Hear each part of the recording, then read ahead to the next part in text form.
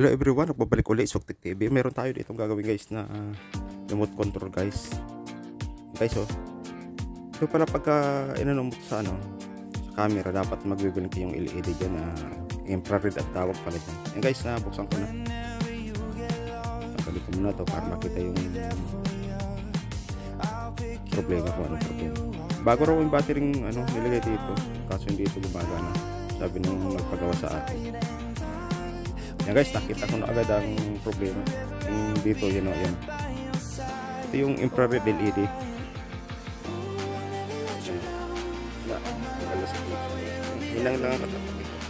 Yan lang kadalasan na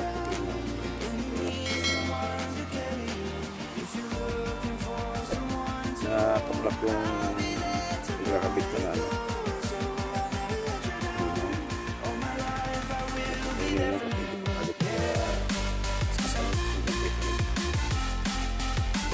nanonood lumisip yung guys na smart TV natin 500 din ang remote control sa ito yung mga basic lang ng problema gagawa din ng mga pinag-sinin natin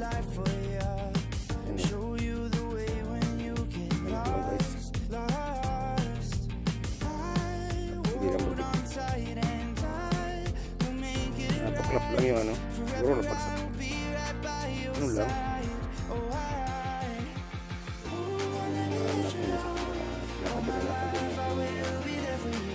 ipapalit bago ang simple lang siguro magagawa mo na kasi kahit yung guys na malit guys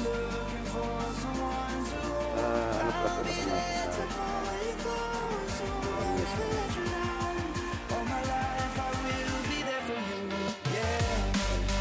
ako ng battery sabi kasi hindi rin gumagana.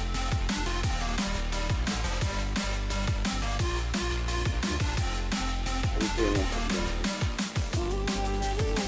Bago na bilhin yung battery ulit yung mga ginamit ng guys. Kaya yung ganyan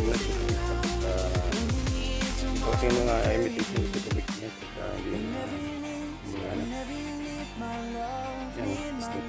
hindi gumagana na sa bibili na.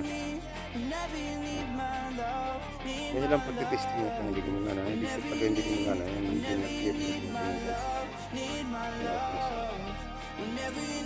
Tapos sa lalat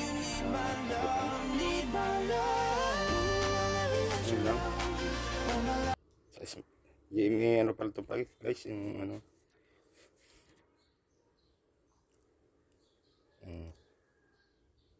ayos na. Ganun lang. Simple lang sira sa mga ganito. Basic lang. Salamat sa panonood. Thank you for watching. Sana may natutunan kayo. Paki-subscribe guys. At paki-hit the bell button. Paki-like na rin. Paki-share rin para yung matutunan din yung iba. Salamat sa panonood. Thank you for watching.